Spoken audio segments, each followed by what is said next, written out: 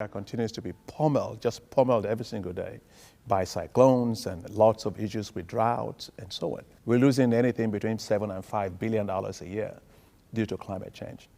And if we do nothing, that's going to rise to roughly $50 billion a year by 2030.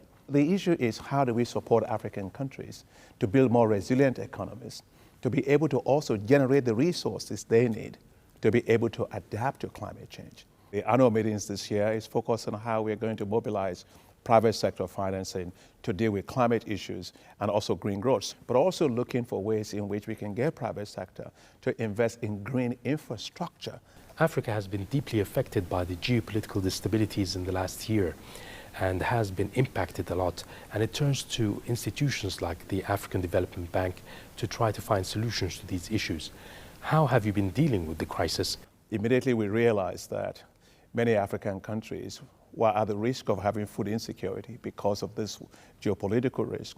We launched very quickly a $1.5 billion Africa emergency food production facility to support African countries to produce the food. Instead of begging bowls in hand, put the seed in the ground and produce your own food. And it worked. We did it within 2 months. We developed the facility, we rolled it out. Now that facility is in operation in more than 34 countries. And it's supporting more than 20 million farmers to produce wheat, to produce rice, to produce oil seeds that are needed. Well, that's an emergency approach to that. A more short-term approach to that is what we did in January of this year, what's called the Feed Africa Summit, which was held in Dakar. We were able to mobilize, at the end of the 3 days of meeting, more than $36 billion towards implementation of actions to allow Africa to become self-sufficient in food in 3 to 5 years. You're meeting for 2023, so you will be building on that for the next year, right? One of the big things that we are dealing with is accelerating Africa's access to electricity. In the last 7 years, we've helped to connect more than 20 million people to electricity. But that's still a vast way to go.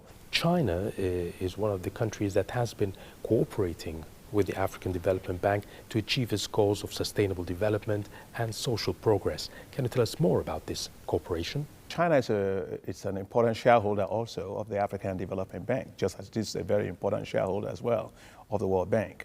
And we have within the African Development Bank what's called Africa Growing Together Fund, which is a fund put there, I think about $2 billion by China to co-finance with the African Development Bank on infrastructure